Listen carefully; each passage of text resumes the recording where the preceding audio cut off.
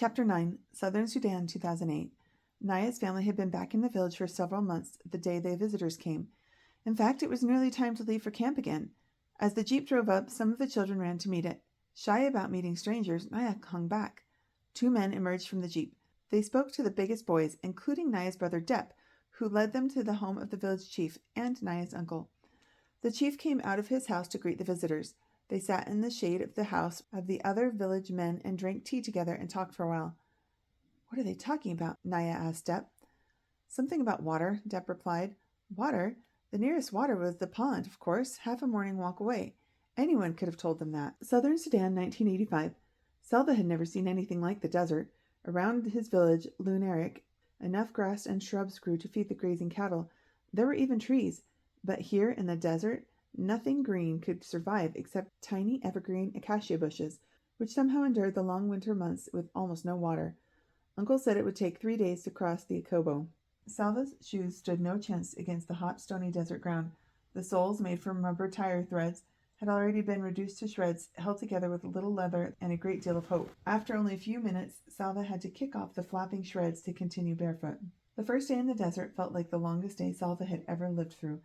The sun was relentless and eternal. There was neither wisp or cloud nor whiff of breeze for relief. Each minute of walking in that arid heat felt like an hour. Even breathing became an effort. Every breath Salva took seemed to drain strength rather than restore it.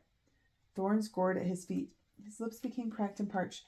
Uncle cautioned him to make the water in his gourd last as long as possible.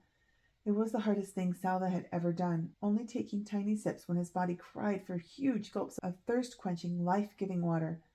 The worst moment of the day happened near the end. Salva stubbed his bare toe on a rock, and his whole toenail came off. The pain was terrible. Salva tried to bite his lip, but the awe of that never-ending day was too much for him. He lowered his head, and tears began to flow. Soon he was crying so hard that he could hardly get a breath. He could not think. He could barely see. He had to slow down. For the first time on the long journey, he had began to lag behind the group. Stumbling about blindly, he did not notice the group drawing farther and farther ahead of him. As if by magic, Uncle was suddenly at his side. Salva Mawan Dut Eric, he said, using Salva's full name loud and clear. Salva lifted his head, the sobs interrupted by surprise. Do you see that group of bushes? Uncle said, pointing. You only need to walk as far as those bushes. Can you do that, Salva Mawan Dut Eric? Salva wiped his eyes with the back of his hand. He could see the bushes. They did not look too far away. Uncle reached into his bag. He took out a tamarind and handed it to Salva. Chewing on the sour, juicy fruit made Salva feel a little better. When they reached the bushes, Uncle pointed out a clump of rocks ahead and told Salva to walk as far as the rocks. After that, a lone acacia, another clump of rocks, a bare spot. A spot bare of anything except sand.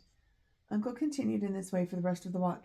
Each time he spoke to Salva using his full name, each time Salva would think of his family and his village, and he somehow was able to keep his wounded feet moving forward, one painful step at a time. At last the sun was reluctantly forced from the sky. A blessing of darkness fell across the desert, and it was time to rest. The next day was his precise copy of the one before. The sun and the heat, and worst of all, Salva's mind, the landscape that was utterly unchanged. The same rocks, the same acacias, the same dust. There was not a thing to indicate the group was making any progress at all across the desert. Salva felt as if he had walked for hours while staying in exactly the same place. The fierce heat sent up shimmering waves that made everything look wobbly. Or was he the one who was wobbling? That large clump of rocks up ahead that almost seemed to be moving? It was moving. It wasn't rock at all. It was people. Salva's group drew nearer. Salva counted 9 men. All of them collapsed on the sand. One made a small, desperate motion with his hand. Another tried to raise his head, but fell back again. None of them made a sound. As Salva watched, she realized that 5 of the men were completely motionless. One of the women in Salva's group pushed forward and knelt down. She opened her container of water. "What are you doing?" called a man. "You cannot save them." The woman did not answer. She looked up. Salva could see the tears in her eyes.